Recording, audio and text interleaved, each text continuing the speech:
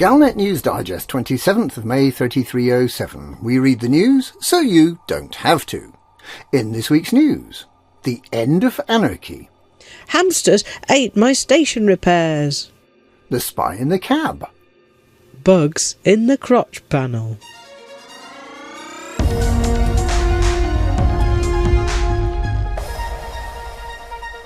If, as 20th century author Edward Abbey said, anarchism is democracy taken seriously, then democracy is under threat in the galaxy.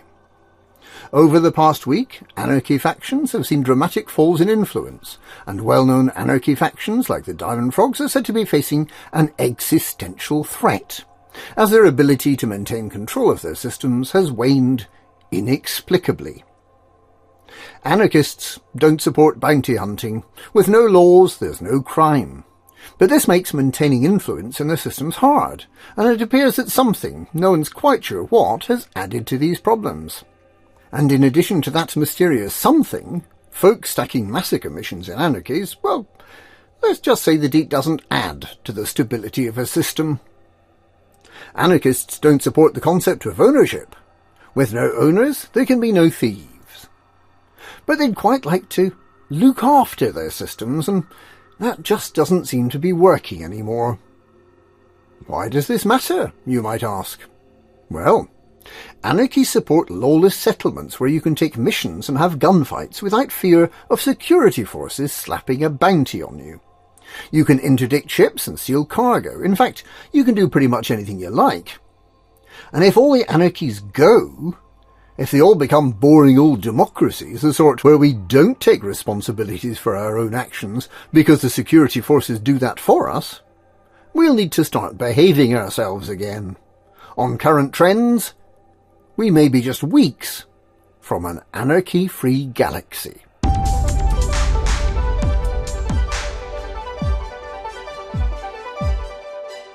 Following the attack by Thargoids on a number of stations 2 weeks ago, and after the Anti-Xeno Initiative and other combat pilots managed to rid several systems of the pesky space spiders, Operation Ida and many other squadrons and commanders came together to repair those damaged stations and get them back online.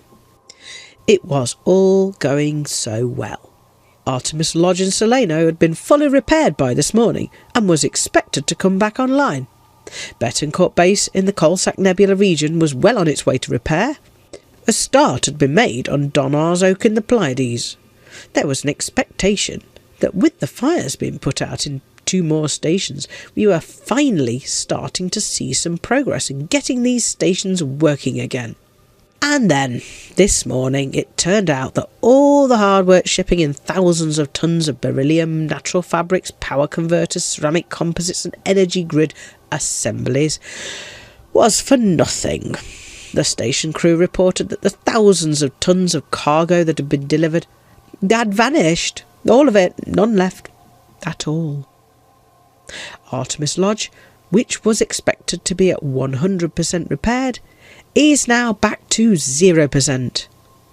Betancourt Base, which was at 38% repaired, is also back at 0%.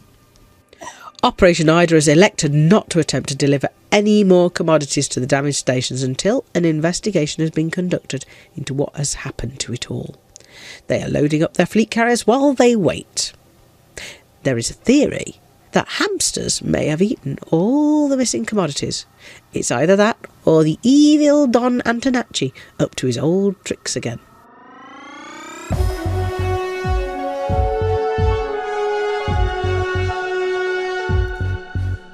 The Federation's new laws on the interception of messages has been enthusiastically adopted by the Pilots Federation today, with what they describe euphemistically as telemetry, installed, they say, to allow them to understand some of the performance issues some commanders have been experiencing with their spaceships.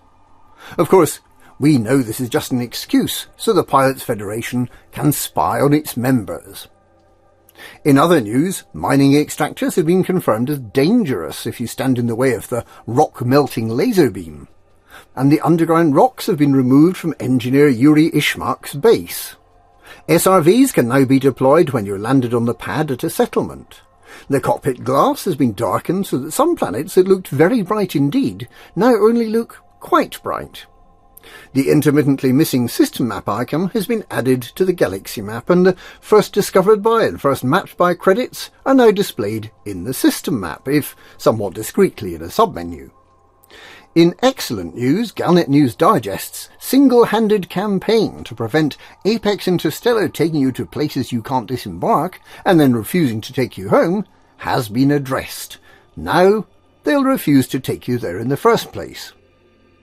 And the Founders World permit to the system Shinrarta Desra will be granted to anyone who attains the elite ranking as a mercenary or as an exobiologist, thus creating the possibility for the first time that commanders without a spaceship will be able to visit the hallowed Jameson Memorial Station and have their Apex Interstellar taxi blown up by naughty commanders before they've had the chance even to dock.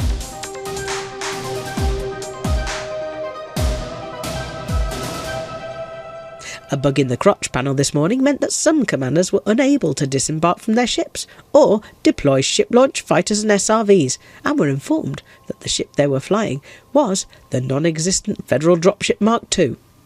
The problem was identified and fixed just 10 hours later, and all talk of the Federal Dropship Mark II has been banished.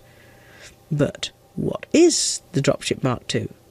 Could it be that despite all the denials, that Core Dynamics might be about to release an updated version of their venerable dropship? Could they release a version of the dropship that can land on small pads, thus eliminating the need to use the Vulture as a dropship? This is almost exciting. In related news, Galnet News Digest has been sternly reprimanded by the Pilots Federation for calling the Crotch panel the Crotch panel. The Crotch panel is apparently known to the Pilots Federation as the Rolls panel. That's the Rolls panel in the Commander's Crotch region, or the Crotch panel for short. Whatever next, they'll be telling us the Dyson scanner is a genetic sampler, or the Full Frequency Scanner, or FFS, is really called the Full System Scanner, or FSS. They're just not down with the hip kids. Hip kids. The Pilots Federation are squares. And that's this week's Galnet News. Galnet News, we read the news so you don't have to.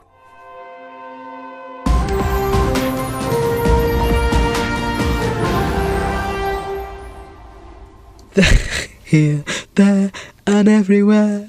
Hip, hip, is hip 2673B Square.